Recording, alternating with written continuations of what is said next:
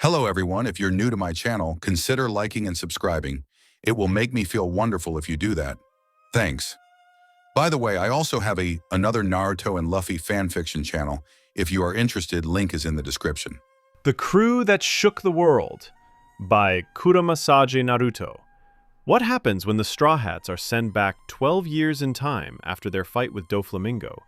With Luffy involved, it has to be absolute chaos. After the Straw Hat Pirates had beaten Doflamingo that had received a mysterious call to meet the person on an island in the New World, the caller claimed that they had the rest of the Straw Hats. So Luffy and Law decided to head there to see if it was true or a trap, then to head to Zoro. They were surprised when they arrived on the island. They were instructed to go to find that it only had one large building. Luffy could feel his crewmates inside and charged in with the rest of the crew and Law, only to fall into a trap. They were surrounded by a sea stone-coated building that sapped the devil fruit user's powers. They then heard a voice come over the speaker discussing the experiment they had been conducting as the room started to glow, and then the inhabitants disappeared. 12 years ago, a strange light filled the sky as 10 beams of light broke off and shoot to different parts of the world. The strongest beam hit Fuchsia City, and that is where this story begins. The beam hit a young boy standing on a ship with a knife in his hand about to stab himself in the face. The boy stabs himself under the eye, much to the shock of the pirates. The captain of the crew quickly makes sure the boy is okay and takes him and his crew to the local bar. The crew and the boy were partying and having fun when a bandit entered the bar and demanded alcohol. Upon learning that there was no alcohol left, Shanks tried to give the bandit a bottle. The bandit breaks the bottle over Shanks' head, and then when Shanks started to clean up the alcohol, the bandit breaks more bottles, showering Shanks' straw hat in alcohol. It was at that moment that the future Luffy awoke in his past body. A strong wave of pressure familiar covered the bar and all the bandit passed out. The red-haired crew were shocked that someone had used hockey in the East Blue when they noticed that the power had come from Luffy. "Luffy, do you know what you just did?" Shanks asked in shock. "Yeah, Gramps helped me learn it after I accidentally did it against a crocodile," Luffy said with a smile. Knowing that Luffy's grandfather was Garp the Fist, they knew that it was possible that Garp taught him about hockey. So, they went back to partying when they noticed that the chest in which they had their devil fruit in had fell to the floor and the fruit was missing. "Luffy, did you eat the fruit in the box?" Shanks asked with worry on his face. "Yeah, I did. It didn't taste too good," Luffy said as he went to leave, only to get grabbed by Shanks and for his arm to stretch out. "Luffy, that was a devil fruit. It's the Gomu Gomu no Mi. You can't swim anymore," Shanks told the boy. 1 week later, Shanks and his crew had arrived back at the quiet town of Fuchsia when they heard the commotion. They took off quickly and ended up outside of Makino's bar. When they arrived, they took notice of the large amount of unconscious bandits on the ground with a little boy standing above them with a grin of his face. "Hey Shanks, can I come with you now?" Luffy asked. "Luffy, what did you do?" Shanks replied with shock in his tone. "Just what Gramps taught me," Luffy replied with a smile. "Luffy, you're just a kid. I can't take you with me," Shanks told him as he and his crew went into the bar. Days later, Luffy was standing at the port facing Shanks and his crew. Shanks took off his hat and placed it on Luffy's head. He made Luffy promise to bring the hat back when he becomes a powerful pirate. Luffy promised him that he would, and the two parted ways. Months later, a marine ship was pulling into the port of Fuchsia town. This ship was different than the normal marine ships. This one had a dog face on the front of it. When the ship stopped, a giant of a man stepped off and headed off to a certain bar. Upon arriving at the bar, the man walked in and walked straight at little boy with the straw hat drinking juice at the car. He instantly picked the boy up and took him out of the bar. "Gramps, what are you doing?" Luffy asked as he was carried away. "You're going to be living with someone new," Garp said as he took him into the mountains. "Hey Gramps, can you train me?" Luffy asked. "Only if you become a marine," Garp replied, thinking he had finally won Luffy back over. "I'll think about it," Luffy said, looking away from Garp. "That'll do," Garp replied as he continued to a small home on the mountain. With Zoro, Zoro had been sent back to Shimotsuki village. He had been sent back too late to save Kuina. He had been disappointed that he couldn't save his friend, but knew that with the time he now had, he could spend time strengthening his body and making sure his haki was as good as it could be, so he could become the world's strongest swordsman for the future pirate king. He decided that he would train for a few years and then convince someone to take him to Logia town so he could get Sandai Kitetsu and Yubashiri. With Nami, Nami had also arrived back in Kokoyashi village too late to save Belmere and decided that she would spend her time training after she worked out they were in the past. She decided that while working for Arlong, she would travel around the East Blue and find as many ingredients to make her weather balls as she could, and would also work on her Kenbunshoku haki. When the time was right, she would head to Orange Town and prepare to meet her captain again. With Usopp had freaked when he realized that he went back in time. He had no idea what he was supposed to do and how to find out what his crew were doing. Although it didn't take him long to realize that he now had a second chance to sail with his crew. He quickly decided that he would build back up his body as well as working on different types of ammo for his slingshot and mastering his Kenbunshoku haki. He wanted to make sure he was a dependable member of the Straw Hat Pirates this time around. With Sanji had arrived back on the rock that him and Red Leg Zeph were stuck on. He knew that he couldn't convince Zeph to not eat his legs, so he just decided that he would wait until they got off the island to start training. He knew that after he got off the rock that he would master both of his haki and convince Zeph to help him perfect his cooking and hopefully teach him all he can about fighting. He would also work on building his body back up and strengthening himself to be one of the strongest members of his crew. With Chopper had arrived back in Drum Kingdom and instantly realized he was still living with Dr. Hylaluk. Sadly, he knew that he couldn't save the doctor's life and he would eventually pass. He decided that he would learn everything he possible could about medicine and would master his Kenbunshoku haki. He decided that he was right to decide that if he had his friends that he could be a monster for his crew.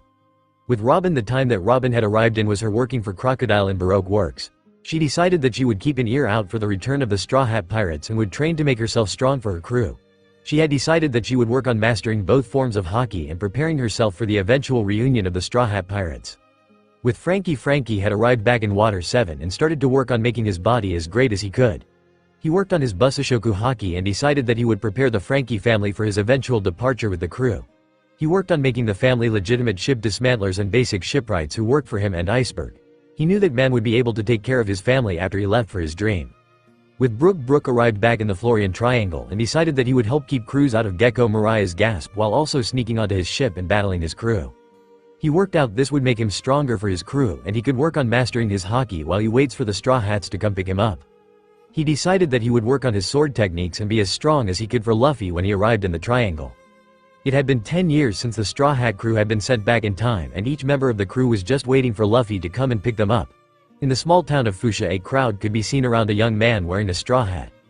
This man was wearing an open, long-sleeved red cardigan, with a yellow sash tied around his waist and short, blue trousers with cuffs, with sandals. This man was Monkey D. Luffy. "See ya!" Luffy yelled out to the crowd as he set out on his journey for a second time. He was quickly interrupted by a sea monster. With a quick wave of his haki he sent the beast running. As he continued floating across the sea he noticed an all-too-familiar whirlpool. Doing what he did last time, he ate all the apples in the barrel he bought with him and climbed in. He was soon in the whirlpool and washed away. The barrel that Luffy was in was pulled onto a pirate ship and taken into its storage room. He was soon disturbed by pirates believing that the barrel was full of booze and attempting to open the lid. Luffy soon burst out of the barrel and knocked out the 3 pirates around the barrel. "Ah, that was a nice sleep," Luffy yelled. "Who are you?" yelled a pink-haired boy. This boy was a small, timid, chubby boy with pink hair and round frame glasses. He wore a white shirt with 3 blue stripes down the sleeve and long black pants with red and white shoes. "I'm Monkey D. Luffy, future king of the pirates," Luffy told the boy. "King of the pirates?" the boy replied. "No way, no way, no way, that's impossible." Luffy brought his fist down on the pink-haired boy to shut him up. "You'll never know unless you try," Luffy told him with conviction in his voice. "If I die while trying to complete my dream, then I die."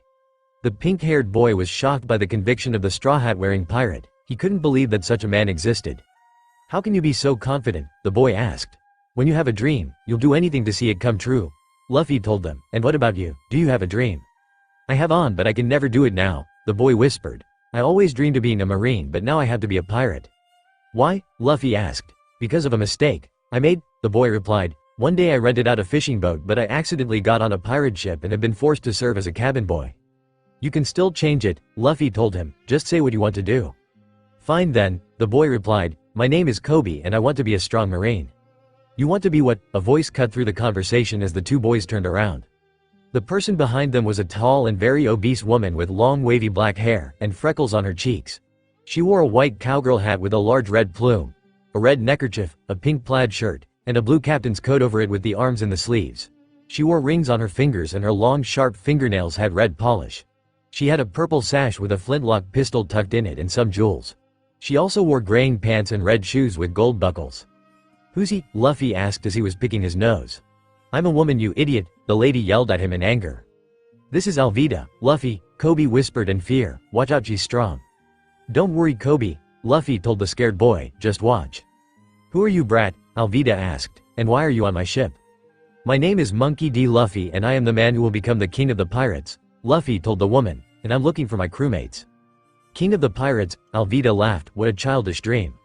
"It may be a dream right now," Luffy stated, "but I will make it a reality." Not if you don't get off this ship. Alvida laughed as she bought her mace into the air. Alvida bought the mace down onto the straw-hatted Brat's head in hope of cracking his skull open. Much to the shock of the rest of Alvida's crew and Kobe, the straw-hatted boy did not move out of the way of the mace and allowed it to hit him on the head. As soon as the mace made contact with Luffy's head, Alvida started to chuckle at the foolish boy but stopped once she realized that the boy's body hadn't slumped under her attack. That was a weak attack, Luffy stated as he grabbed the mace with one hand. I can't see why you're so feared. What? Alvida muttered in fear. Luffy clenched his fingers and the iron mace exploded in a shower of pieces. He then brought his fist back and punched Alvida in the stomach, sending her flying through her own crewmates and off the ship. Anyone else want to fight? Luffy asked as he stared at Alvida's crew. The crew quickly shook their heads and jumped overboard away from the pirate who had just demolished their captain. Kobe stayed near the straw-hatted boy, shocked at the strength he had just shown. He was shocked that a pirate had this level of strength when they were starting their journey. That's what I thought, Luffy whispered. Now do you know how to navigate? What? Kobe replied. Can you take me to Shell's town? Luffy asked. Yeah, I can do that, Kobe replied, but that's where the famous Captain Axe-Hand Morgan operates. I know, Luffy replied, but I had to go there to get my next crewmate. What? Kobe yelled. What kind of crewmate is dumb enough to hang around a marine base? My first mate, Luffy stated, Roronoa Zoro. I still can't believe your first mate is a bounty hunter, Kobe stated. He's not really a bounty hunter, Luffy replied with a smile. If I know him, he just got lost again and decided to have a little fun. Have a little fun? Kobe yelled in surprise. But he's the strongest swordsman in the East Blue. I know, Luffy replied with a smirk. Most my other crew members will be able to take on the big three of the East Blue. What kind of monsters are you recruiting? Kobe asked. They're not monsters, Luffy replied with a frown. They've just been preparing for this adventure for years. We're here, Kobe stated as he docked the small boat, thinking about the straw-hatted boy's future crew. Let's find your crewmate. I know where he will be, Luffy replied as he stepped off the boat. Let's go to the execution yard. Why would we head there? Kobe asked in panic. If your friend's there, he's done something wrong. Or the Marines of this town are corrupt, Luffy stated. That's not true, Kobe replied in anger. The Marines are a righteous organization. I'm sorry to tell you this, Kobe, but not all Marines are good and not all pirates are bad. Luffy told the shocked boy. If you want proof, mention Zoro's name in the village and then mention Axe-Hand Morgan's. I will, Kobe replied in frustration, but I don't believe you. Believe what you want, Luffy replied as they entered the town. But watch this, Roronoa Zoro. Kobe watched in shock as the village scrambled at the name Zoro. He thought he could feel the fear of some of the villagers, but he also thought he noticed traces of trust at the name. That just proves Zoro's a bad guy, Kobe stated. I mean, look at how the villagers ran away. They would never do that for Captain Axe-Hand Morgan. Kobe was once again surprised and shocked at the movement of the villages when he mentioned the Marine captain name. He noticed that the villagers had the same reaction that they had to Zoro's name. See, the captain's not a nice guy, Luffy stated. Zoro got that reaction due to his reputation. Imagine what the captain did to the villagers to get the same reaction. That can't be true, Kobe stated as they arrived outside the executioner's yard. We're here.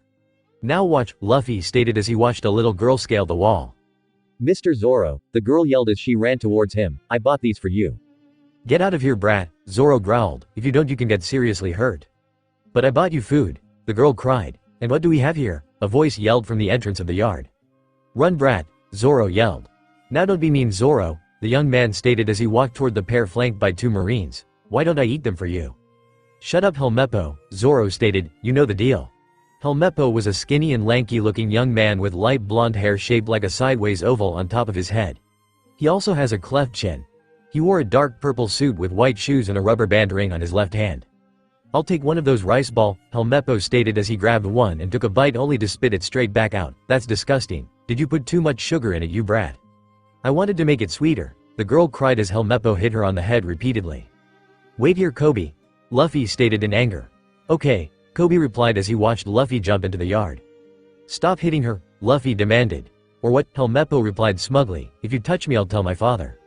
Then tell him, Luffy stated in frustration as he blurred in front of Helmeppo and punched him in the gut, sending him flying out of the yard. Stop right there, the Marine guards demanded. We had to arrest you now. Sorry, Luffy muttered as he disappeared again and knocked out the two guards. Rika, get out of here, Zoro told the girl, who quickly took off. Roronoa Zoro, Luffy stated with a smile on his face. Monkey D. Luffy, Zoro replied with a smirk. I didn't think you were coming. So, you came back as well? Luffy asked in relief. Yeah, I'm guessing we're all back here, Zoro replied. I guess now I have a training partner. I'm happy to see you too, Luffy replied as he started to untie Zoro. Let's get your swords. I've already picked up Sandai Kitetsu and Yubashiri, Zoro replied as he rubbed his wrists. Did you get lost? Luffy asked innocently. No, Zoro yelled as he looked to the side. Zoro is a muscular young man of average height with lightly tanned skin. He has short green hair.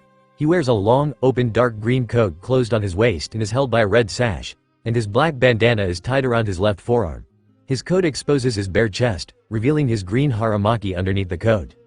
How do you want to do this? Zoro asked. I'll take the top and you take the bottom, Luffy stated, no killing. Alright, let's go, Zoro said as he dashed towards the entrance of the marine building. Luffy jumped to the top of the building and noticed that the marines were building their statue of Axe Hand Morgan. He quickly lifted his leg into the air and destroyed the stone statue in one blow. He then quickly set upon all the marines on the roof, taking them each out in one blow. As he stood above the wreckage, he could feel Zoro making his way through the base. Zoro had quickly taken a sword off the first marine he met in the base and was using the flat side of the blade to knock out anybody standing in his way. He was quickly advancing through the base, hoping to find Helmeppo room, which is where one of the officers told him his swords were. It didn't take him long to find the pink door which housed Helmeppo room and his blade. He quickly entered the room and noticed all three sitting in the corner. He put Wado Ichimonji and Sandai Kitetsu in his red sash and held the sheathed Yubashiri in his hands. Luffy felt that Zoro had collected his swords, so he punched a hole in the wall and jumped out of the building, hoping to find Morgan. Much to his luck, the marine captain had just entered the base, being followed by the sniveling Helmeppo. Took you long enough to arrive, Luffy stated. What do you think you're doing? Morgan roared in anger. This is a marine base, you pirates. You're a corrupt marine, Luffy yelled back. I'm just here to liberate this town. And you think you can beat me? Morgan laughed. I'm not as weak as these other marines. I won't be the one to beat you, Luffy stated with a smirk. He will. Zoro had just exited the building with his sheathed blade and marines on the floor unconscious behind him. You think the pirate hunter could beat me? Morgan laughed. You've already chosen a weak first mate. I could beat you with a sheathed sword, Zoro replied with a smirk, and that's what I'm going to do. Ha ha ha ha ha, Morgan laughed. You're dead. Zoro raised his sheathed Yubashiri to his side and blurred at Morgan, jabbing the sword into his stomach and taking the wind out of him. Zoro then smacked the blade onto Morgan's back, pushing him to the floor. I told you I wouldn't need to unsheathe my blade, Zoro stated as he reared the blade back and delivered a blow to Morgan's head which knocked him out. Stop right there, Helmeppo ordered as he held a gun to Kobe's head, or I'll kill this kid. Kobe, Luffy yelled. Why are you here? I came back after I dropped Rika off to make sure you were okay. Kobe yelled back. Do what you have to, because I'm not scared to die. Fine, Luffy stated as he used a sword to advance on Helmeppo and knock him out. Now let's get something to eat. Agreed, Zoro muttered as his stomach rumbled. Later. So where are you going next, Luffy? Kobe asked. I believe we will go to Orange Town to pick up our navigator, Luffy stated with a smile. Do we have to get the witch? Zoro asked. Of course, we can't rely on you to get used places. Luffy replied as the marines entered the diner. I guess you want us to leave. You're a pirate, one of the marines replied, and as happy as we are that you beat Morgan, we can't let you stay here. That's alright, Luffy replied as a couple of months Garp the Fist will come here. Give him this letter. How do you know the hero of the marines? Kobe asked in awe. He'll tell you, Luffy replied with a smile as he walked out of the diner. Is that boy not with you? The marine asked. No, he just came to save the little girl, Luffy responded with a smile. He make a good marine. So, do you know how to get to Orange Town? Luffy asked as him and Zoro sat in their small rowboat. I don't know, I thought you did, Zoro yelled in frustration. Just use your Kenbunshoku haki to locate Nami or Buggy. Oh yeah, Luffy replied as he closed his eyes and tried to find Nami's aura. Got her. Luffy directed Zoro on the direction that he had to row, of course with Zoro being the one who was rowing the boat. Luffy had to correct the course multiple times. They were getting closer and closer to Nami when Zoro noticed 3 pirates swimming in the water. Hey, help us, one of the pirated yelled. I can't stop, so jump on, Zoro yelled back as he rowed past the pirates and they jumped on the small rowboat. Now that you've saved us, the pirated stated menacingly, give us your boat before we kill the 2 of you. Kill us, Zoro laughed, I'd like to see you try. You think the 2 of you could take on 3 of Buggy's pirates, one of the pirates stated. Zoro glared up at the 3 pirates that were threatening to take over the boat. Seeing they weren't backing down, Zoro pulled Yubashiri from his side and used its sheath to hit the 3 pirates over their head. Now, you 3 are going to row us to Orange Town, Zoro stated, or I'll kill you. Okay sir, the 3 replied as they took over the rowing. Is that the pirate hunter Zoro? One of the pirates whispered. I think it is, another whispered back. It doesn't matter, the 3rd waded in. We all know he can't do anything to our captain. That's true, the first replied. I can't wait for Buggy to kill this guy. We're close, Luffy announced as the town came into view, docks next to Big Nose's ship. The 3 pirates started to sweat bullets, wondering how this straw-hatted boy knew their captain and hoped he would refer to their captain by Big Nose when they met. Okay sir, they replied as they docked next to Buggy's ship. As Luffy and Zoro stepped of their small boat, they noticed a bolt of lightning hit nearby. A large smile came across Luffy's face and a small smirk appeared on Zoro's. They both knew who could use lightning like that. They watched as the 3 Buggy pirates they picked up ran away and they started to head for where the lightning came from. When they arrived there, they saw a slim young woman of average height, with long orange hair that reached down to her lower back and brown eyes. She wore a tight black shirt, tight low-rider jeans, orange high-heeled sandals, and a pair of pearl-like earrings. This woman was Nami, the navigator of the Straw Hat Pirates. "Nami," Luffy yelled out to her in joy as he ran and picked her up. "It's so good to see you again." "Put me down, Luffy," Nami yelled as she slammed her fist into his skull. "You're lucky I came back as well or this could have put me off you." "It's nice to see you again, witch," Zoro greeted with a smirk. "It's been a long time." "It's good to see you too, Zoro," Nami replied with a twitch mark on the back of her head. "So what are your plans this time, Luffy?" "The 3 pirates that came with us have already reported to Buggy," he told them. "Moji and Richie are already on their way here as well as the town mayor." As Luffy finished, an old man rounded the corner. The old man had gray hair that has been arranged in 3 lumps. 2 on the sides, and the front. He wore a yellow-lined shirt with dark green pants. He also wears standard-shaped glasses. "What are you kids doing out here?" the old man yelled in worry. "Those dastardly Buggy pirates have taken over the town and could kill you." "Don't worry, old man," Luffy stated with a smile. "By this time tomorrow the town will be yours." "What do you mean?" the old man asked. "Because we are here to stop Buggy," Luffy told him as he felt Moji and Richie around the corner. The man that sat on the lion had white hair that was shaped like a teddy bear. He also had white hair that covered the upper part of his chest and shoulders. He wore long blue pants and held them up with a yellow sash. He was sitting on a large lion who shows a fierce expression, with scarlet red sclerae. He has golden brown fur and a pink mane. "So, you're the brats who think they can beat Captain Buggy," Moji growled. "He has nothing to worry about." "Your captain should know by now that looks can be deceiving," Zoro replied. "Who's taking him on?" This will be easy with my Haoshoku Haki," Luffy replied. "Let's go." Luffy stepped forward as Moji grinned at him in bloodlust. He jumped off of Richie's back and laughed at the straw-hatted boy.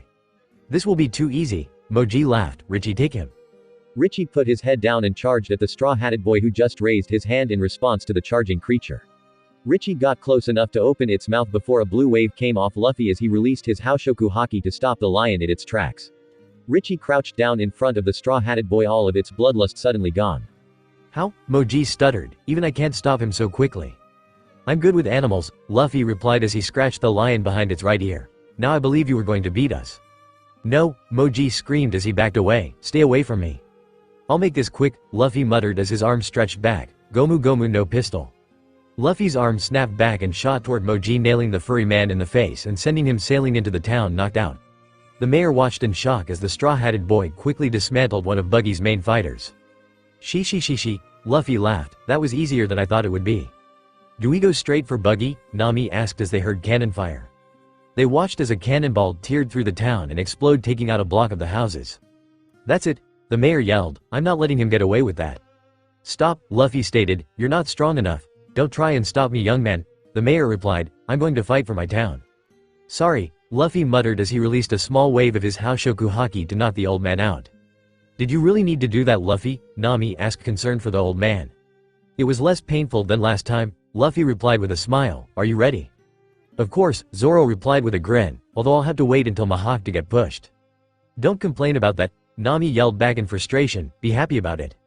"I'll have to wait for Crocodile," Luffy muttered sadly, "and that's only if he takes me seriously." "You two are idiots," Nami screeched. "Let's go." "Fine," the male members replied as they followed Nami towards Buggy's hideout. "So are you still working for Arlong?" Luffy asked, interested if she changed anything. "Yeah, I couldn't do much when I got back, so I just did what happened last time," Nami stated sadly, "but I know I'm stronger than him this time." "What about you, Zoro? Anything change?" Luffy asked. "Nothing other than getting my swords early," Zoro replied, "although I am really missing Shushi." "Do you have any plans for this time?" Nami asked.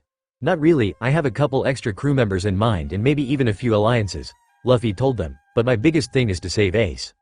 "How are you going to do that?" Nami asked, curious of the plans this Luffy could come up with.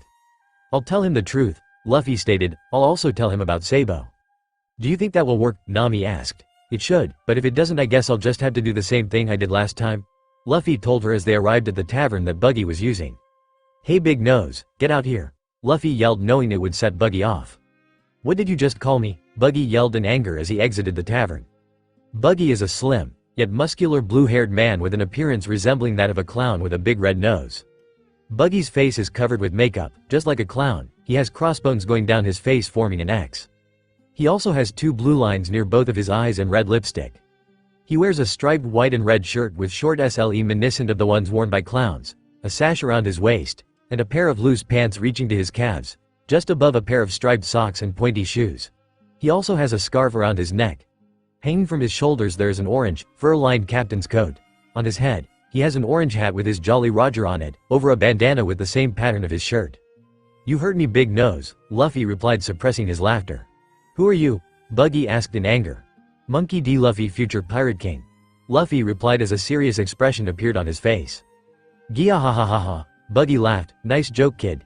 "It's not a joke," Luffy replied as he took his straw hat off. "I made a promise on this hat I would be the Pirate King." "That hat," Buggy said with frustration, "it used to belong to a man with red hair." "Yes, Shanks gave it to me," Luffy told him. "He entrusted me with my dream." "Hey Captain," a man said as he exited the tavern, "isn't that the pirate hunter Roronoa Zoro?" "Yes, it is Kabaji. He must have come to claim my bounty," Buggy stated. "If I kill him my reputation will grow."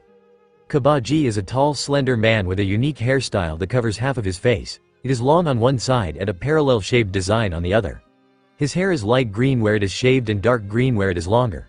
He wears a large blue and white checkered scarf that covers the lower portion of his face, a sleeveless brown coat reaching down to his knees, white pants larger near the end and held up by a light blue sash, and white shoes. Buggy dropped 5 knives into his hand and threw them at Zoro. Zoro quickly unsheathed Sandai Kitetsu and blocked all of the knives to Buggy's shock. He dashed at Buggy and attempted to cut him only to clash blades with a unicycle riding Kabaji. "Your fight is with me," Kabaji stated, "and after I take your head I will be recognized as the strongest swordsman in the East Blue." "Fine," Zoro replied in frustration, "but don't you dare call your parlor trick swordsmanship." Kabaji rode towards Zoro and attempted to cut him down only to be blocked. He tried to spit a substance into Zoro's eyes but the Zoro dodged it and jumped back. "I'll show you real swordsmanship," Zoro stated, "Itoryu, Yakodori." Zoro sheathed Sandai Kitetsu and then unsheathed his Wado Ichimonji and launched a crescent moon-like projectile of compressed air to the opponent with great speed. The compressed air hit Kabaji and cut the man open. Not enough to kill him but enough to wound him and leave a scar. "Come back to me when you're a real swordsman," Zoro stated as he walked back towards Luffy. As soon as Buggy saw Zoro turn his back he launched his hand at him while holding a knife intending to stab in the back only for his hand to be grabbed by Luffy. "If you wanted a reputation why don't you just reveal who you used to sail with," Luffy asked, "and never try to attack my crewmates again?" "How do you know who I used to sail with?" Buggy asked in shock. "Because you and Shanks were crewmates under Gold D. Roger," Luffy replied with a smile, "but right now I'm going to kick your ass." "Do you think you can beat me?" Buggy laughed. "You're not ready." "I'll show you," Luffy replied as he blurred at Buggy and punched him in the stomach. Buggy was sent flying back but stopped himself and ordered his crew to fire a Buggy ball. It wasn't long before the red cannonball came flying out of the tavern only for Luffy to use his Gomu Gomu no balloon to send it flying back into the tavern causing it to explode. "You have a devil fruit too?" Buggy stated in shock. "The Gomu Gomu no mi," Luffy replied, "I'm a rubber man." Buggy broke apart and sent his different body parts towards Luffy. Luffy quickly dodged the parts and hit Buggy's torso sending him to the ground. While this was happening Nami was in the blown-up tavern stealing from the Buggy pirates. When Luffy felt he was down he decided to end the fight. He sent both his arms back as Buggy reformed and then snapped them forward. "Gomu Gomu no bazooka," Luffy yelled as his hands hit Buggy in the best and sent him flying off the island. "So, what now?" Nami asked when Buggy left their view. "We head for Usopp," Luffy replied, "now let's go." The trio made their way towards the dock when they ran into the knocked-out mayor. He was surrounded by the villagers who were questioning who knocked him out. That was when Luffy informed them he was the one who did it and caused the Straw Hat crew to have to start running towards their boat. "We're close now," Nami told the 2 boys. "Do you have any more plans for the future?" "I do," Luffy replied with a smirk. "I want to have a little bit larger of a crew." "What?" Nami yelled. "Are you sure?" "Yeah, there are plenty of people we met last time that are strong enough," Luffy replied. "We also need to make alliances before law. We had to train them straight away," Zoro stated with a smirk. "I'd be happy to run the sessions."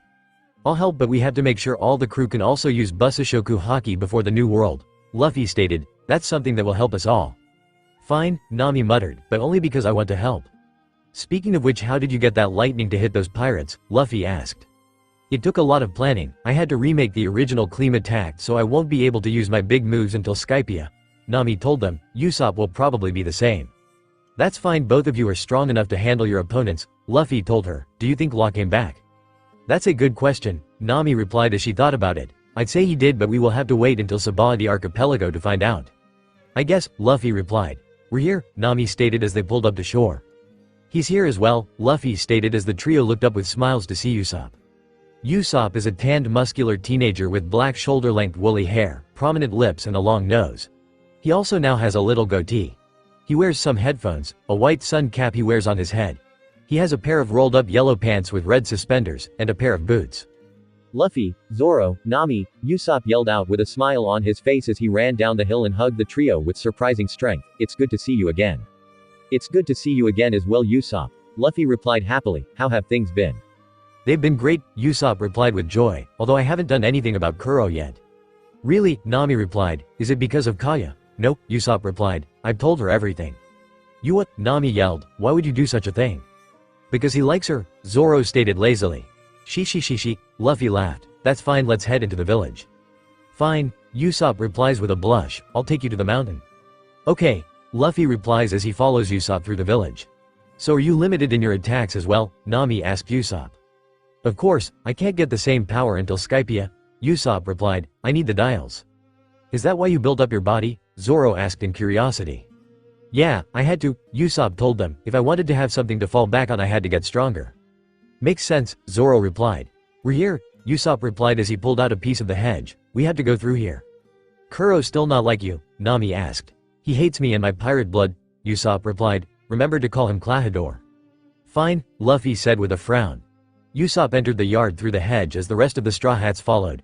They watched as Usopp walked towards a tree near Kaya's window and in one jump landed on a branch and knocks on her window. It wasn't long before Kaya opened the window and poked her head out. Kaya is a slim and pale-skinned girl with blonde hair. She has wide brown eyes that are of a sort of lighter shade. She was wearing a long pink dress and held a medical journal in her hand. Usopp, it's good to see you again, she yelled as she hugged him. Come in. I can't right now, Usopp told her as he used his eyes to make her notice his crew. So that's Luffy, Zoro and Nami, Kaya yelled in glee. They're exactly how you described them. It's good to see you, Kaya, Nami yelled out. You're looking much better than last time. That's because of Usopp here, Kaya stated, and his knowledge. What are you ruffians doing here? A voice yelled out, and the liar as well. Klahadore, be nice, Kaya demanded. They're my friends. Klahadore is a slim man with round glasses and slicked black hair. He wore a black suit with 2 golden markings on it over a white shirt with a curious collar, with spiral-like protrusions on the edges, and a standard black tie. He also sports striped shoes. They shouldn't be here, Klahadore replied, especially not the one with pirate blood.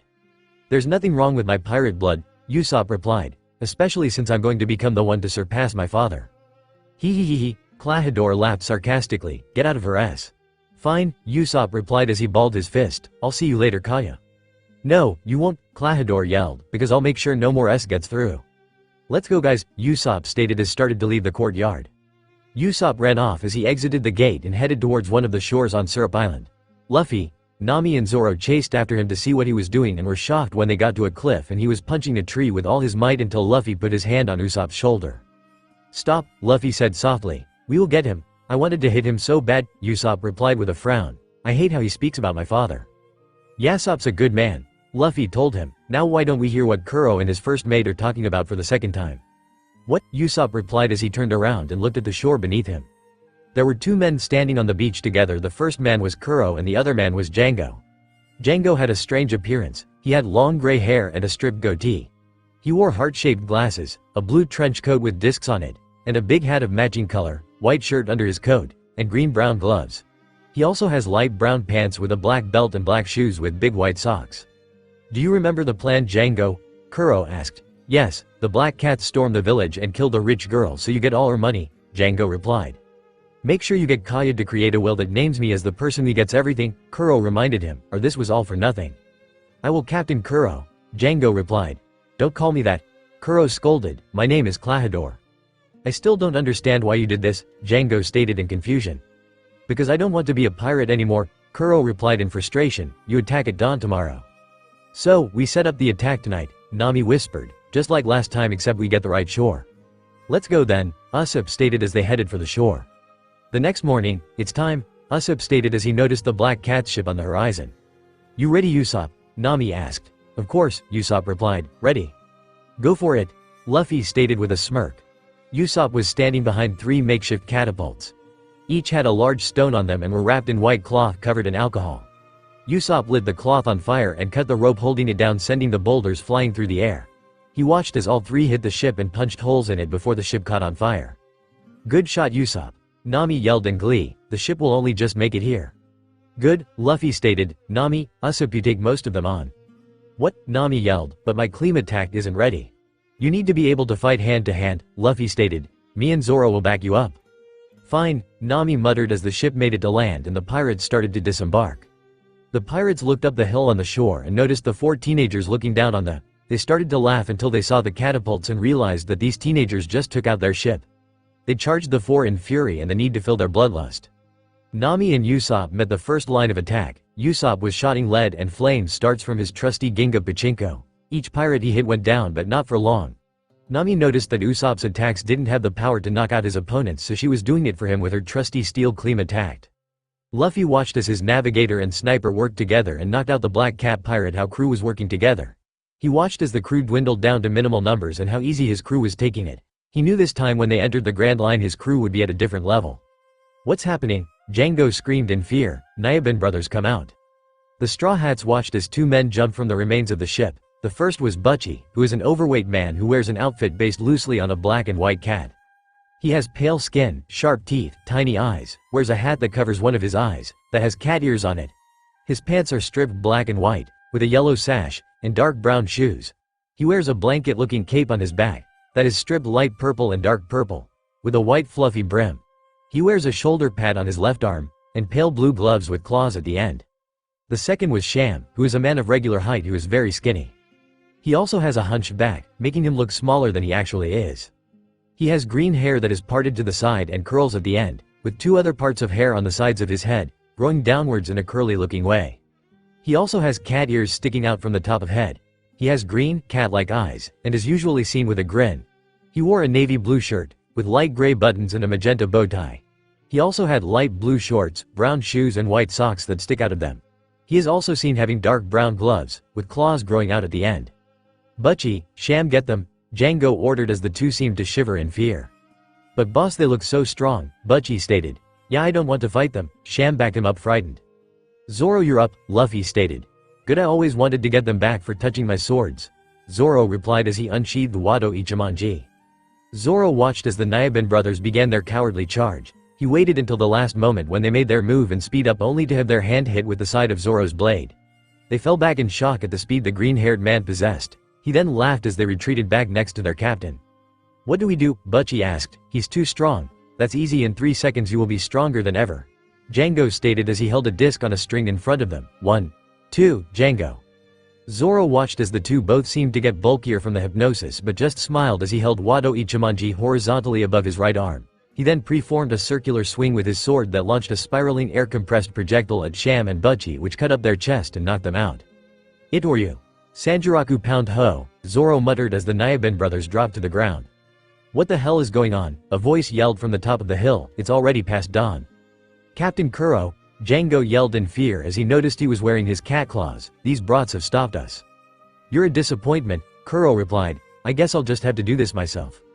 No, you won't, Kaya screamed as she appeared next to Kuro with a pistol in her hand pointing at his head. Oh, you think you'll pull the trigger? Kuro laughed as he turned and attempted to cut her with his cat claws. Stop, Usopp yelled as he blurred up the hill and saved Kaya. Oh, Usopp the lair, Kuro muttered in distaste. I've always wanted to kill you. You won't be able to, Luffy yelled in anger as he decked Kuro. Usopp, take out Django. Okay Luffy, Usopp replied as he readied his Ginga Pachinko. I'll take him out. Sanren Kyaku Boshi, Usopp yelled as shot out 3 Kyaku Boshis at once. All 3 stars hit Django clean in the face, sending him tumbling to the ground as Usopp charged him and screamed, Usopp hammer. He jumped into the air and brought the hammer down onto Django's head, knocking him out. Weaklings, Kuro spat. A crew of weaklings. Don't speak about your own crew like that, Luffy stated in distaste. They're supposed to be friends. They're just pawns, Kuro replied, tools to be discarded. I've had enough of you, Luffy yelled as he charged Kuro and punched him again. I guess I have to use my full speed, Kuro muttered darkly. Nuki Ashi. Luffy watched as Kuro moved at speeds that he couldn't control. He cut into the cliff and ground while trying to get Luffy. Luffy grew more and more frustrated as he watched Kuro get closer to his own crew. It was when he hit one of his own crew member that Luffy felt overwhelmed with anger. "Stop," Luffy commanded with a little bit of his Haoshoku haki backing it as Kuro stopped. "You're hitting your own crew." "So, I'll get you soon enough," Kuro screamed back menacingly. "I've had enough of this," Luffy yelled in fury. Zoro. Luffy disappeared and moved at superhuman speed, even faster than Kuro's Nuki Ashi, and delivered a brutal punch to the man's chest that sent him flying back towards his crew. Luffy then used Zoro once more to appear above Kuro and punch him in the face, knocking him out. "Nami, get our small boat, we will put them on it and send them out to sea," Luffy told her. "Okay Luffy, but what happens if we don't get the going Mary?" Nami asked as she glanced at Kaya. Mary had already built it, Kaya told them. "It's ready to go whenever." "Good, we will leave tomorrow," Luffy stated with a large smile. "We had to find our cook." The next day the Straw Hats and Kaya were standing next to the going Mary waiting for Usopp to arrive. As they were waiting, Luffy noticed how Kaya kept glancing over at the crew. "Hey Kaya, do you want to join us on our adventure?" Luffy asked with his large smile as Nami and Zoro had a sweat drop down their head. "I'm not sure," Kaya replied. "How would Usopp feel?" "He'd love it," Luffy replied with a grin, "plus it'd be plenty of fun." "I'll think about it," Kaya replied with a small smile. "Think about what?" Usopp asked. "Me joining the crew," Kaya told him, only for him to glare at Luffy. "But it's dangerous," Usopp stated. "I don't want you to be in danger." "Then you can train her," Luffy stated with a smile. "He's already taught me how to use a bow and arrow," Kaya cut in, "so you know what, I'll join you." "Fine, but we start our training as soon as possible," Usopp stated. "Thank you Mary for looking after me," Kaya said, "but I had to do this." "Let's go," Luffy yelled. "Our next adventure awaits." "Can you draw our symbol again Usopp?" Luffy asked. "Of course," Usopp stated as he painted the Straw Hat symbol on their flag and then started to draw it on the sail. "Good," Luffy replied as he watched Usopp painting their Jolly Roger. "And when you're done you can help me with my bow," Kaya stated with joy. "Fine," Usopp muttered, realizing how much more he would be doing during this journey. "So, who do you want to recruit this time around?" Nami asked Luffy curiously. Probably people who could do more good this time around," Luffy replied. "I guess we will recruit them as we go." "What about these alliances?" Zoro asked. "It's the same thing with that," Luffy told him, "except there is one group we can help." "Care to tell us?" Zoro replied. "Not now," Luffy told them. "Hang on, Nami, take us to that rock." "What? Why?" Nami asked. "Johnny and Yosaku," Zoro replied with a smile. "It has been a while since I've seen them." "Them too," Nami stated. "I forgot about them." "Oi, Johnny," Zoro yelled as they got close to the rock. "What?" Johnny turned around at hearing a familiar voice. "Big brother, help." "What now?" Zoro asked in frustration. "Yosaku's sick," Johnny replied. "He needs help."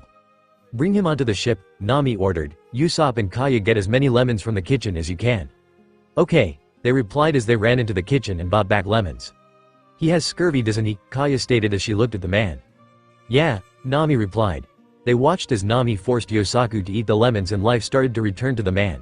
He jumped up and started to dance with Johnny, Luffy and Usopp until he was forced back to the ground by Kaya and Nami. "You don't recover that quickly," Kaya told him in a soft voice. "The boys will carry you into a bed. Sleep until we arrive at our next destination." "Okay," Yosaku replied as Johnny and Zoro carried the man to a bed.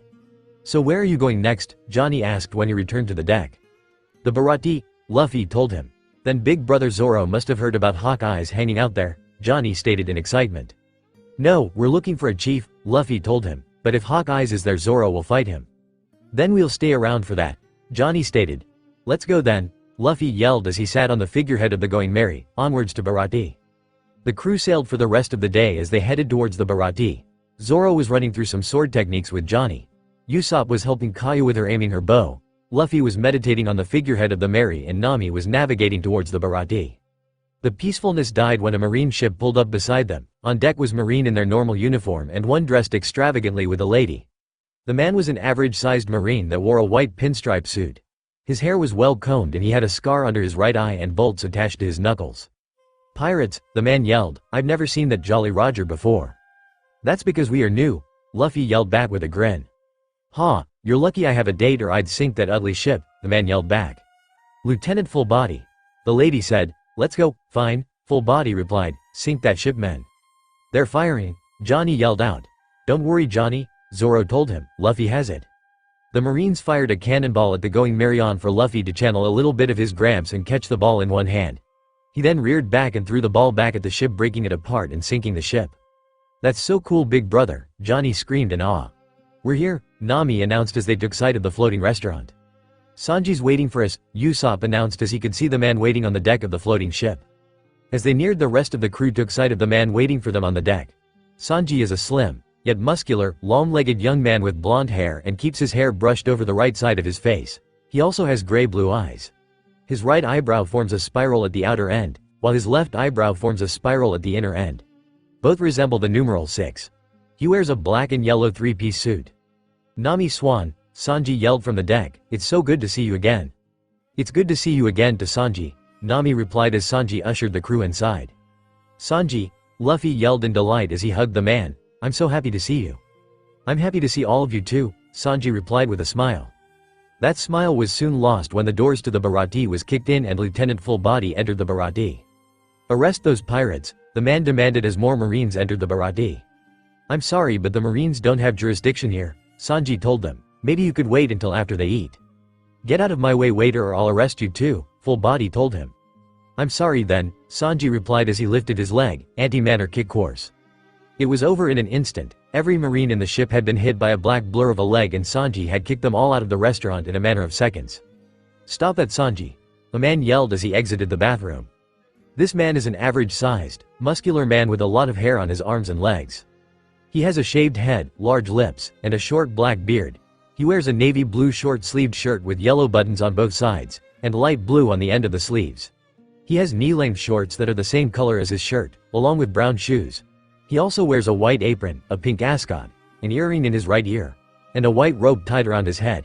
He has 2 heart tattoos on his left arm. "They weren't customers, Patty," Sanji told him as the man turned around and started to take orders. Sanji then turned to his crew. "I'll have your food out here soon."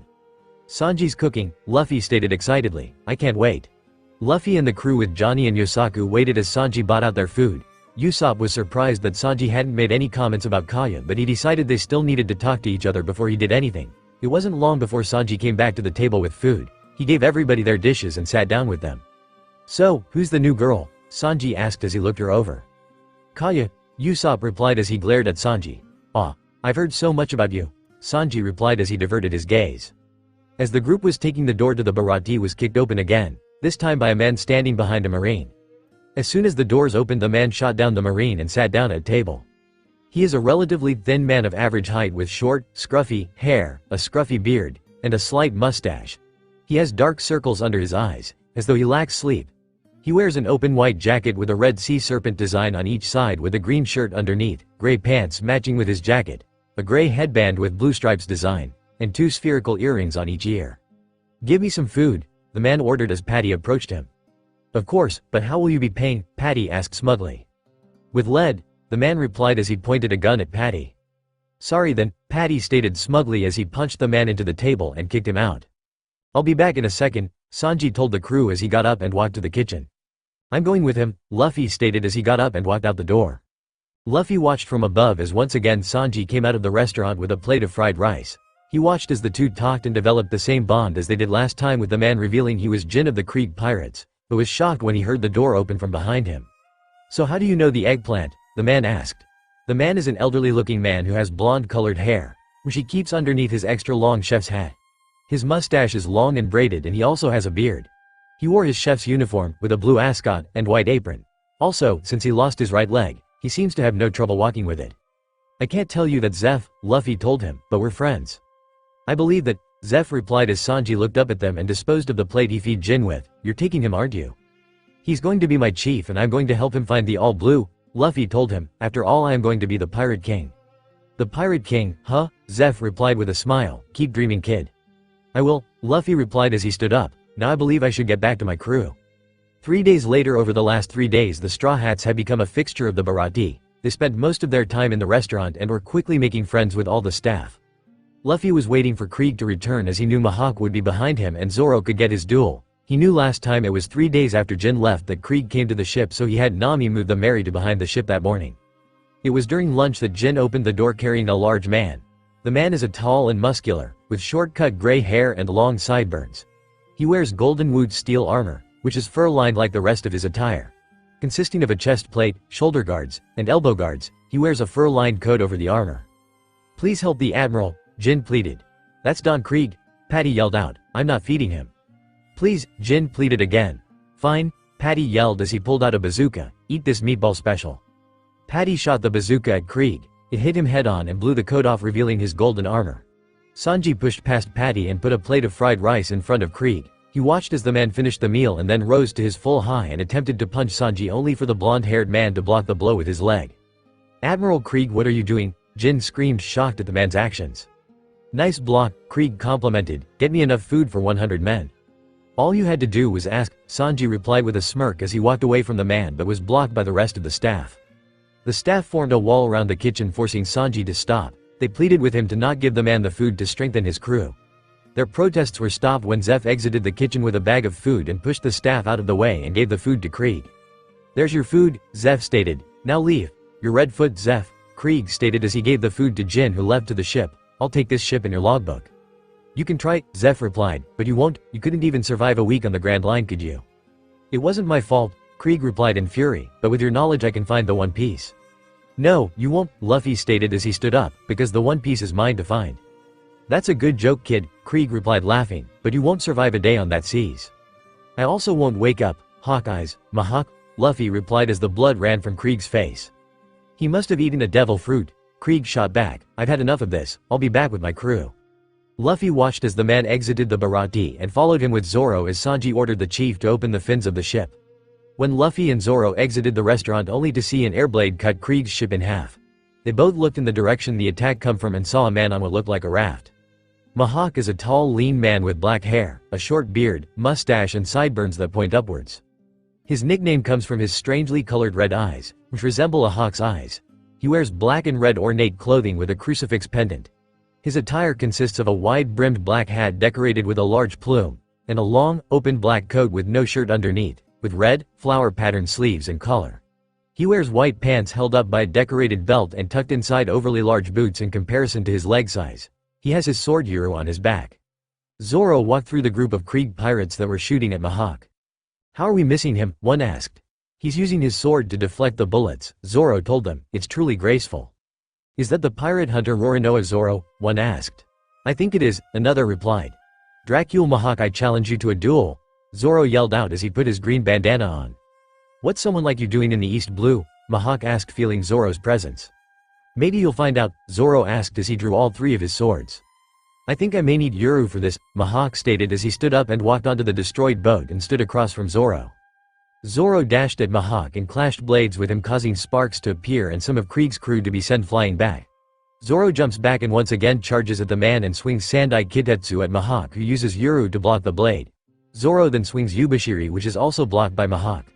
Zoro disengaged and smiled at the man, happy to finally be pushed in this timeline. "Big brother's so strong," Johnny stated in awe. "Sadly, he's not strong enough yet," Luffy stated with a frown. "Don't say that," Yosaku screamed in anger. "He can win." "Not yet," Luffy stated. "His body won't hold up. I think the warm-up is done," Zoro stated as all three of his swords took on a black sheen. Mihawk watched in shock as the young teen coated his blades in Busashoku Haki and charged him once again. Mihawk had to quickly coat his own blade in Haki and was surprised by the way this young man was pushing him. Though he could see the teen's body could not hold up to the strengths of his techniques right now, but in the future this teen could be a worthy opponent. "How do you know Haki?" Mihawk asked, impressed at the young man. "Most people in Paradise can't even use it, yet I find a young man in the East Blue using it proficiently." "I learned it 2 years ago," Zoro replied with a smirk. "Most my crew knows how to at least color of Haki." That's an interesting statement," Mihawk stated as he smirked at the boy. "Now how proficient are you flying slashes?" "You'll find out," Zoro said with confidence as he jumped back. "Itoryu Yakodori," Zoro yelled as he sent a crescent moon-styled slash at Mihawk. Mihawk smiled as he saw the flying blade that Zoro sent at him. He waited until the last minute and used Yuru to deflect the move, sending it flying out to the ocean. He was surprised the boy could send such a sharp flying projectile at him. He smiled as he sent one back that Zoro blocked but resulted in receiving a small cut on his right arm. "Itoryu Sanbyakurokuju pound ho," Zoro yelled as he sent a spiraling compression of air at Mihawk. Mihawk was once again surprised by the attack Zoro sent at him. He had never seen a flying blade attacks that looked like that. Instead of waiting for it, Mihawk sent out a blade of compressed air that cut Zoro's attack in half and continued on before Zoro stopped the attack, causing him to receive 2 more small cuts to his arm. "Santoryu Senhachiju pound ho, Zoro yelled as he used all three of his swords to send a large spiraling compression of air at Mihawk. Mihawk was surprised by the strength of the attack coming his way and was forced to use a strong slash of air to cut Zoro's move in half. Though this time when Zoro tried to block the attack he was overpowered and the attack broke through, cutting into his chest. Zoro was surprised at the gap between the two and could feel that his body wasn't as strong as he needed it to be as he dropped to the ground. "It's still too early for you to challenge me," Mihawk stated as he stared at the teen who was bleeding through his clothes but was still trying to get up. "Not yet," Zoro breathed out through the pain. "I still have one move left." "Really?" Mihawk asked in surprise as the green-haired teen get to his feet. "Then one final clash it is." Mihawk watched as the teen once again coated his blades in haki, but he noticed something different this time. The wind started to pick up as the ground near Zoro started to darken. Mihawk was shocked as the teen manifested a dark aura that caused him to have 2 more heads and 6 move arms. Mihawk got ready as the boy fell into a stance. "Ashura! Mikayasen," Zoro muttered as he charged Mihawk. Zoro approaches Mihawk and slashed using all 9 swords and ends with a stance where all 9 swords are in a wheel shape with his Kyutoryu a few meters away from Mihawk. Mihawk also charged at Zoro with haki through his blade. He slashed down as he appeared behind Zoro and placed his sword on his back as a cut appeared under his right eye. He turned around to see how the green-haired teen handled his attack to notice to his shock that Zoro was still standing. His top had been cut off and it showed his chest with 2 large cuts on it. "How?" Mihawk asked, once again surprised by the teen's willpower. "Wounds on the back are a swordsman's shame," Zoro stated with a smirk. "Magnificent," Mihawk muttered with a smirk at the teen's determination. Mihawk charged the teen as Zoro let him once again cut him and for the teen to fall to the ground. The Straw Hats watched in shock. This was much bloodier than last time and they hadn't seen Zoro lose a battle in the New World. "Don't be in such a hurry to die, young warrior," Mihawk thought as Zoro hit the ground. "Zoro!" Luffy and Sanji yelled in fear. Sanji used his blue walk to quickly rush to the swordsman's side as Luffy let loose his strongest wave of Haoshoku haki and charged at the shocked Mihawk. Mihawk couldn't believe he found a trained Haoshoku haki user in the East Blue as he had to jump back to dodge the rubber fist. "The young swordsman's captain," Mihawk muttered. "You did well to let him fight his own battle to the end." "He's okay, Luffy," Sanji yelled out in relief. "It's still too early for you to die. My name is Dracule Mihawk.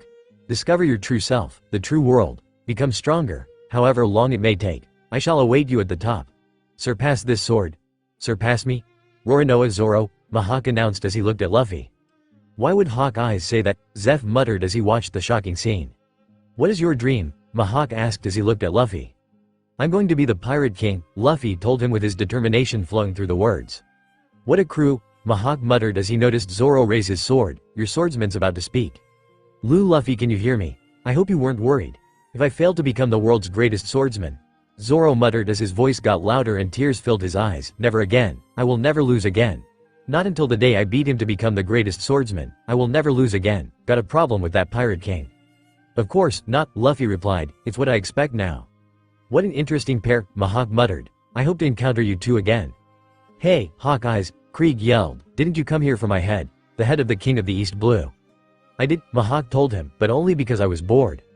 Krieg saw red as Mihawk mocked him. His crewmates pleaded for him to let the man leave but Krieg just pulled guns out of his armor and fired at Mihawk. Mihawk just smirked as he saw the bullets and swiped his blade disappearing and destroying the last ship in Krieg's fleet. "I guess we really do need to get this ship now," Krieg stated as he stared at the Baratie. "Now get out or die." "You're not taking the Baratie on my watch," Luffy stated. "Sanji, get Zoro inside and have Kaya look after him. Nami, Usopp, Johnny and Yosaku, you will be joining me in the fight." "Why us?" Johnny and Yosaku thought as they stood with the rest of the Straw Hats. "You think you can stand up to me?" Krieg laughed. "I'm the strongest man in the East Blue." "But you're nothing in paradise," Luffy stated as he smirked at the man. "You just saw my swordsman fight and is only the first mate." "I don't believe you," Krieg yelled in frustration. "Everyone knows who Pirate Hunter Zoro is and no one knows who you are." "You don't know who I am," Luffy said as he looked up with a grin. "I've already told you, I'm the future Pirate King." "Men, bring me his head," Krieg screamed in frustration. "Then we will have this ship." Luffy watched with Sanji as his crew and Johnny and Yosaku did their best at stopping the Krieg pirates. Kaya and Usopp stood near the door. Kaya was firing arrows from her bow and Usopp was using canned boshis to knock down the approaching pirates. Nami was using her Kleam attack to knock down the advancing pirates while Johnny and Yosaku were struggling the most. "Ready, Sanji?" Luffy asked as he watched his crew. "Of course, Captain," Sanji replied as he lifted his leg. "Gomu Gomu no Gatling Gum," Luffy yelled as he advanced towards the Krieg pirates. "Party table kick course," Sanji yelled as he started to kick the advancing pirates. It didn't take long for the captain and cook of the Straw Hats to knock down the Krieg pirates. As Luffy continued his attack, he noticed Krieg sneaking around the outside of the battle. Quickly disengaging from the battle, Luffy jumped in front of Krieg, stopping him in his tracks. As this was happening, Sanji went into overdrive, dishing out kicks that instantly knocked out any Krieg pirate they made contact with. The cooks of the Baratie were shocked at Sanji's abilities when it came to fighting. They knew he was strong, but to see him dishing out attacks that were destroying the Krieg pirates. "What do you think you're doing?" Luffy asked as he looked at Krieg. "I was going to capture the damned Redfoot Zeph," Krieg replied with a smirk, "but I guess I will just have to kill you and then take the Baratie." "You have to know that fighting me would result in your defeat," Luffy shot back as he glared at the man. "As if," Krieg replied, "I'm the strongest man in the East Blue. I have the biggest fleet, and with Zeph's logbook I'll dominate the Grand Line and become the Pirate King." "I thought I already told you," Luffy stated, "I am going to become the Pirate King." "That's not likely," Krieg said. "Look at your crew," Luffy told him, "they have been destroyed by mine." Krieg looked over in shock as he noticed the blonde-haired cook from before standing in between the unconscious bodies and the rest of the Straw-Hatted Brat's crew surrounded by the knocked-out pirates. "How?" Krieg asked. "I have the largest crew in the East Blue." "You did, but they were weak," Luffy told him. "Nami, head to Kokoyashi village with Usopp, Kaya, Zoro, Johnny and Yosaku. We'll catch up." "Fine, Captain," Nami replied as she sent the three men inside to get Zoro. "Pearl," Krieg yelled out, "get out here." A man jumped out of the water near Sanji and was shocked by the amount of his crewmates that had been defeated. Pearl is a towering man. Pearl's ensemble includes 2 large iron plates covering his front and back side, as well as 2 small plates with large pearls embedded in them for strong, blunt attacks. "Did you do this?" Pearl asked as he glared at Sanji. "Of course," Sanji replied, "they were attacking my restaurant." "I'll finish you," Pearl yelled as he rushed towards Sanji. Sanji stepped back and kicked Pearl in the chest, sending him flying back and into the ocean once again. Sanji just smirked as he watched the man notice that he was bleeding in shock and somehow start to catch fire in the ocean. Sanji watched as the man swam back towards them and jumped back onto the ship, only for Sanji to once again kick the man away. Sanji had to admit that it was a comical sight to see the elite man swimming in the water. "Sanji, stop if you know what's good for you," Jin yelled, "or I'll pull the trigger." "What?" Sanji yelled as he turned around and noticed that Jin had a gun to Zeph's head. "Let him go, Jin." "I'm sorry, Sanji," Jin told him, "but this is what I had to do." Sanji was forced to stay still for the moment as Pearl slowly advanced on him with a grin in his face and methodical look in his eyes. He advanced towards Sanji and lifted one of his pearled hands and then brought it down on Sanji. Only for the blonde to dodge the blow and kick Jin backwards. Deciding it was time to stop holding back, he advanced on Pearl. "Poitrine shoot," Sanji yelled as he kicked Pearl in the chest, cracking the armor in half and causing him to cough up blood as he fell to the ground and lost consciousness. "Pearl," Jin yelled in shock as he watched the third strongest man in the crew drop to the ground defeated. "What's happening? How have we not heard of your crew?" "We're new," Sanji replied with a smirk. "No way," Jin replied. "How can you be new?" "Let's finish this," Sanji stated as he watched Jin pull his toftas off his waist. "Fine, I'll fight," Jin replied as he twirled his tonfa. "You know you could beat Krieg," Sanji stated as he used his leg to stop the first tonfa. "If you join Luffy, he could make you strong enough to sail the Grand Line." "That's not going to happen," Jin replied, "but thank you for the offer." "No worries, but if I know Luffy after he beats Krieg, he will offer you a spot on the crew," Sanji stated. "Trust me on this. If you accept, you'll have the time of your life." "I wouldn't fit in," Jin replied. "They call me the Man Demon for a reason." "You have seen our swordsman, right?" Sanji stated. "He's a demon. Stop making excuses." "I can't," Jin told him with a frown. "I'd be betraying Don Krieg." "He would betray you," Sanji told him. "Watch this." With Luffy kicked Krieg back as the man snarled at him. Krieg pulled a cord on his armor and a small cannon raised on his shoulder and shot out a canister. Remembering the canister from his previous lifetime, Luffy kicked the canister in the air, causing it to explode high above the Baratie. "Damn you, brat," Krieg roared. "That was my most poisonous gas. It would have finished you all." "Even your crew," Luffy yelled back. "You would have hurt your crew." "I can get a new one," Krieg roared back in frustration. "I need this ship." "I'm done with you," Luffy announced as he threw his arm back and snapped it forward, hitting Krieg in the chest. "Gomu Gomu no pistol." With Sanji, "See, he was ready to sacrifice you," Sanji told Jin as they watched Luffy finish him off. "Luffy would never do that." "I don't know what to do," Jin stated as he fell to the ground. "If I join you, will the rest of the crew accept me?" "They will," Sanji told him. "Trust me." "I do," Jin replied. "We're going to the Grand Line, aren't we?" "Of course," Sanji replied as he watched Luffy pull the diamonds from Krieg's glove. "It's the place where Luffy's going to become the Pirate King." "Then I'll join you," Jin replied, "and I'll sail the Grand Line to completion with your crew." "That's the way," Luffy told him as he joined the conversation. "Now get up." "Thanks, Captain," Jin stated as he took Luffy's hand. 2 hours later, Luffy and Jin stood behind a crying Sanji as the man bid his farewells the rest of the cooks on the Baratie. They had sent the Krieg pirates off on a small boat and told them never to return and explained why Jin was with them when they ate. "Goodbye, shitty geezer," Sanji yelled as the boat got further away. "Good luck, eggplant," Zeph yelled back, "find the all blue." "I will," Sanji yelled through the tears, "I will." "So, where are we going, Captain?" Jin asked as they watched the tearful goodbyes. "To Kokoyashi village," Luffy stated. "But that's where Arlong is," Jin said in deer, "he's a true beast." "I know, but that's my navigator's village," Luffy stated, "so we're going to liberate it." "You're crazy, Captain," Jin laughed, "that's perfect." "You'll fit in," Sanji stated, "a bit too well." "Is that a giant sea cow?" Jin asked as he looked at the beast in front of him.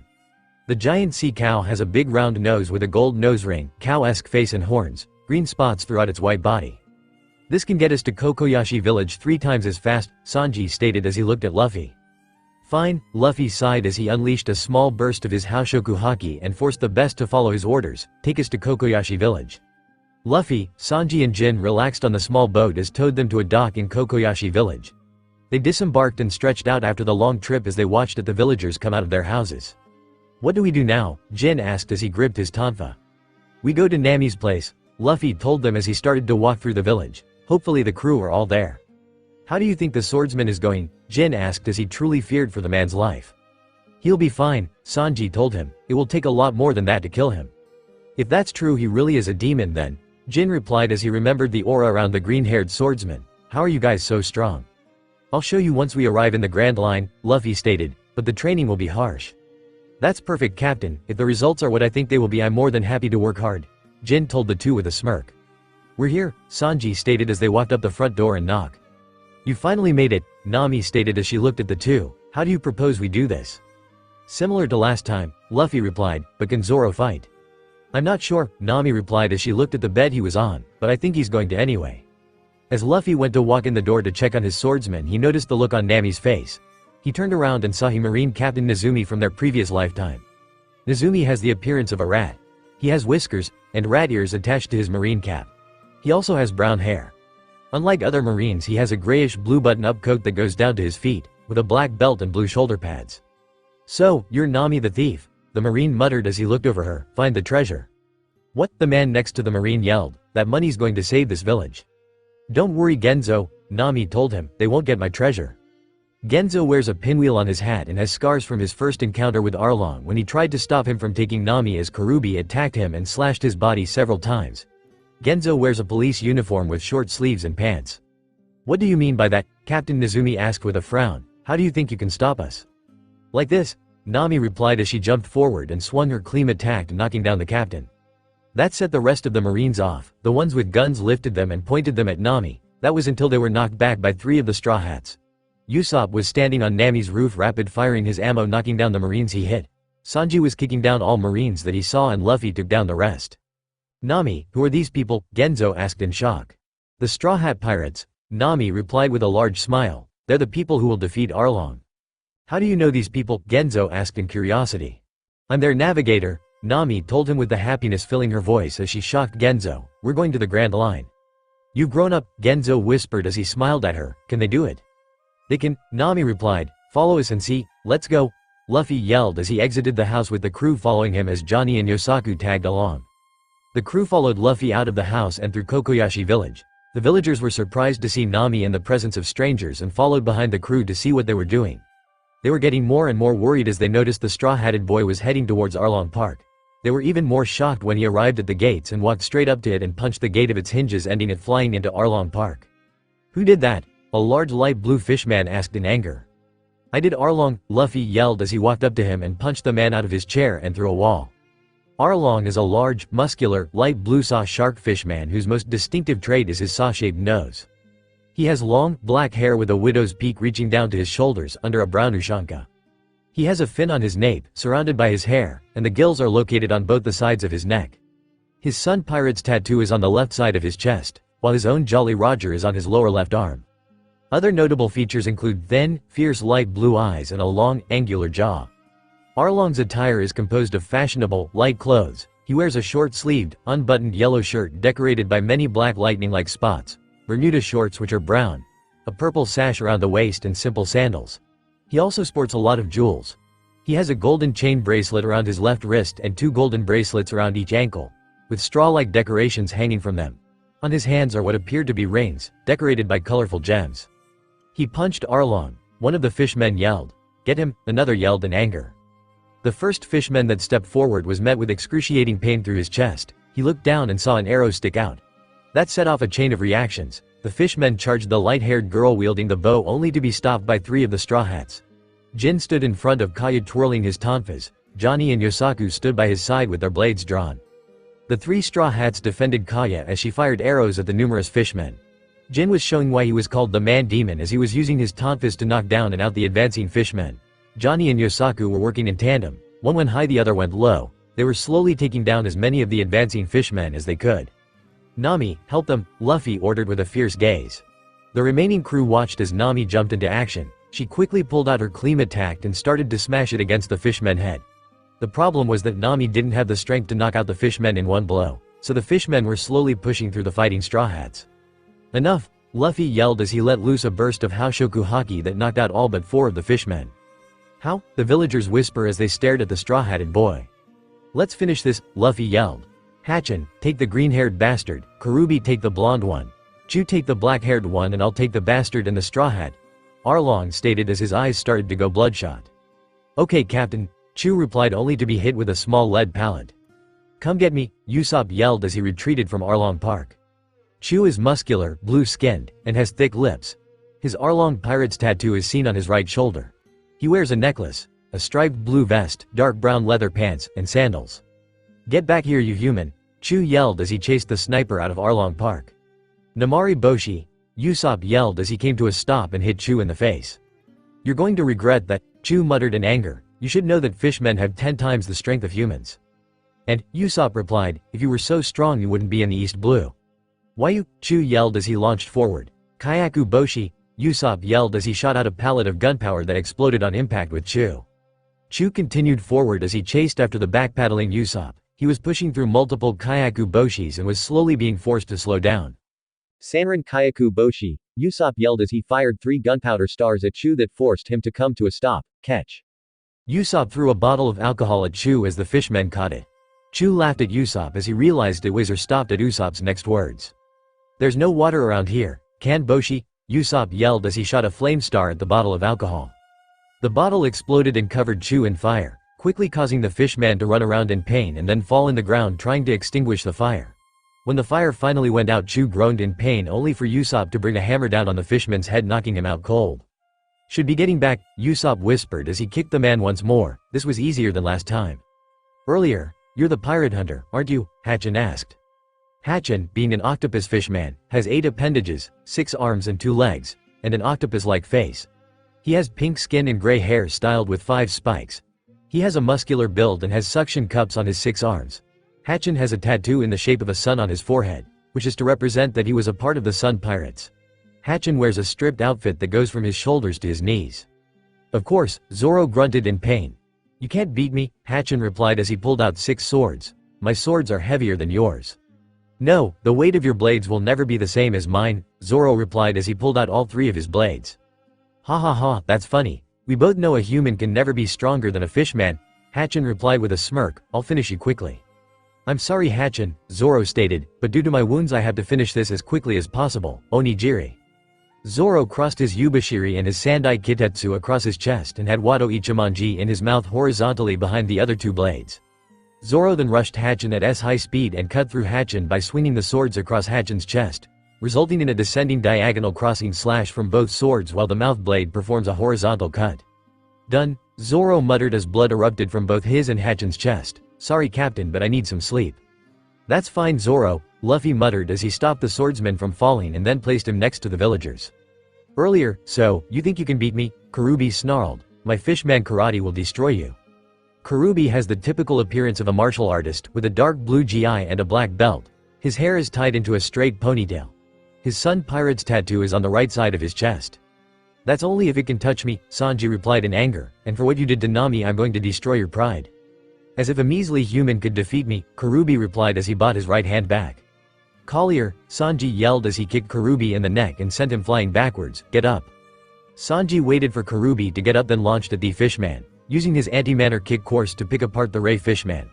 By the time Sanji stopped kicking the man, his face was gushing blood and he was couching up even more. Karubi collapsed to the ground, knocked out as soon as Sanji stopped his attack. "That's for hurting Nami," Sanji snarled. "What has happened here?" Arlong yelled out in anger as he finally re-entered Arlong Park. "My crew finished yours off," Luffy replied. "We only did what we had to." "How dare you," Arlong yelled as his eyes went bloodshot. "I'll kill you all." "No, you won't," Luffy stated. Arlong launched at Luffy with his nose intent on piercing Luffy's stomach. Luffy grabbed the shark fishman's head and slammed it into the pavement. Arlong slowly got back to his feet, shocked at the human's strength, but continued forward in an attempt to kill Luffy. Luffy lifted his leg with a smile and kicked Arlong in the face, sending him reeling back. As he got back up, Luffy once again lifted his leg. "Rankyaku!" Luffy yelled as he shot out a sharp blade of compressed air that cut Arlong's chest, causing him to start bleeding heavily. "Why you?" Arlong roared as he stood back up. "Gomu Gomu no Gatling gun!" Luffy yelled as he threw his fists forwards at such a speed that it looked like Luffy had more fists. The technique made contact with Arlong as Luffy walked forward and dealt blow after blow to him. Halfway through the attack, Luffy noticed Arlong's eyes go dim but continued to attack until he knew Arlong was unconscious. Luffy stops his attack and Arlong fell to the ground clearly unconscious as the villagers started to celebrate the defeat of the Arlong pirates. That was until the Marine Captain Nezumi made his presence known. Well, what do we have here?" Nezumi asked snidely. "Looks like Arlong has been defeated. I'll be taking the credit for that as well as all his credit." "What?" Nami yelled as she ran at Nezumi and hit him with her clean attack, knocking him back. "Get lost," Zoro stated as he woke up and used Wado Ichimonji to cut Nezumi's cheek. "How dare you?" Nezumi yelled. "I'll make sure you have a bounty." He said get lost. Luffy yelled as he punched the Marine in the face, sending him flying back towards his ship. "You're crazy," Nezumi muttered in pain. 3 days later. "What?" Johnny replied in shock. "Can you repeat that, big bro?" "I said join me," Luffy told them. "You guys seem like fun." "But we're not strong enough," Yosaku replied with tears in his eyes. "I'll help that," Zoro replied with a sadistic smile. His chest could be seen covered in bandages. "Then we agree," Johnny replied. "When do we leave?" "Now," Luffy replied as they boarded their ship. "Here comes Nami." The crew watched as Nami ran through the crowd of villagers that tried to stop her. She quickly dodged their hands and jumped onto the already sailing ship. She turned around with a giant smile on her face as she lifted her t-shirt and the villagers' wallets fell out. The crew continued to sail as they smiled at the villagers, calling Nami a brat and thief while also wishing her luck on her journey. Gorosei 5 men sat in a circle discussing the recent outbreak of the Straw Hat Pirates. The first man has a scar on the left side of his face, wears a hat over gray dreadlocks, and wields a walking cane. The second is a tall and thin bearded man with long white hair. The third man is bald, and has large birthmark spots on his forehead, and has a large white mustache. The fourth man is the oldest looking. He is bald, with glasses and a white GI. He also holds a samurai sword with him. He is the only one of the 5 to not wear a black suit or tie, and the only one without facial hair. The last man is the youngest looking of the 5 Gorosei. He sports blonde hair, a beard of the same color, and has a scar on his chest. He also wears his suit with the shirt buttons open, and without a tie. These men are known as the Gorosei and are known as the highest authority of the world government. "It's not normal for us to get worried about a pirate so early," the thin one stated. "Yes, but these are no normal pirates," the man with the gray dreadlocks replied. "Their captain is rumored to be a hockey user and the first mate is rumored to also be a hockey user who fought Mihawk and lived while gaining his respect." "Yes, these are very dangerous rookies," the fourth man replied. "That's why I propose for Straw Hat Luffy to have a 100 million belly bounty and Pirate Hunter Zoro to have a 50 million belly bounty." "That seems extreme," the last one told the group. "But if we all agree, I propose we keep watch over the crew." "Agreed," they all stated. Now about the other rookie, Trafalgar Law.